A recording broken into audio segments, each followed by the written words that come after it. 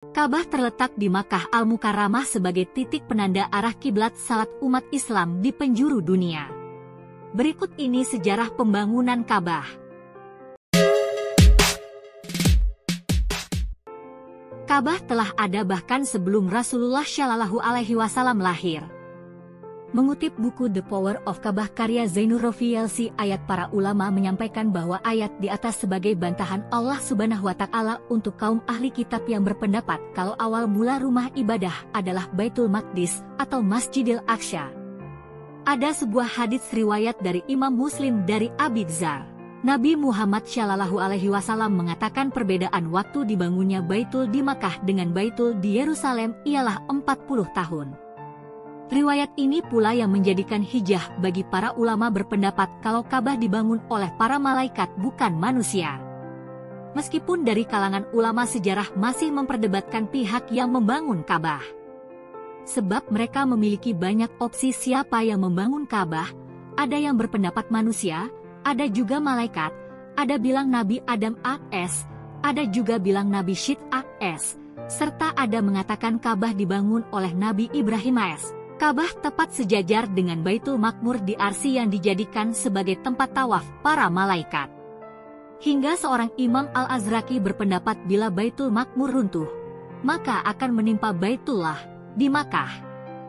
Pendapat yang lebih jelas dari Haji Brili El-Rashid, SPD, dalam buku Al-Bait, Misteri Sejarah Ka'bah dan Hilangnya di Akhir Zaman menuliskan sesuatu yang dikutip oleh Syekh Profesor Dr. Muhammad Sa'idi Ramadan Al-Buthi dalam Fikih Asirah, dari Abdullah bin Amr yang berkata, Allah mengutus Jibril kepada Adam dan Hawa.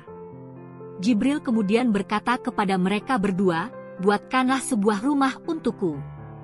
Maka, Jibril lalu membuat garis, penentu letak, untuk mereka berdua, dan kemudian Adam menggali pondasi, sementara Hawa memindahkan tanah galian, sampai akhirnya penggalian Adam mencapai aliran air tanah.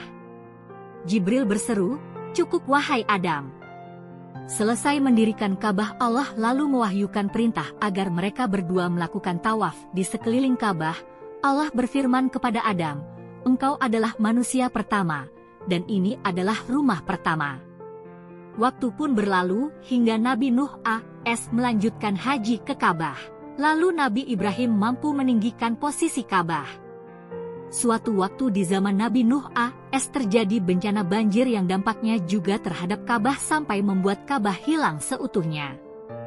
Nabi Ibrahim AS yang dibantu oleh Nabi Ismail kembali membangun Ka'bah.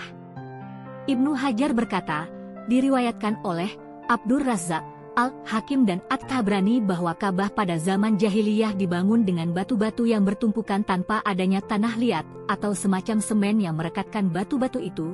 Ia seukuran ruangan yang bisa dimasuki oleh anak kambing, berbentuk seperti lingkaran huruf D.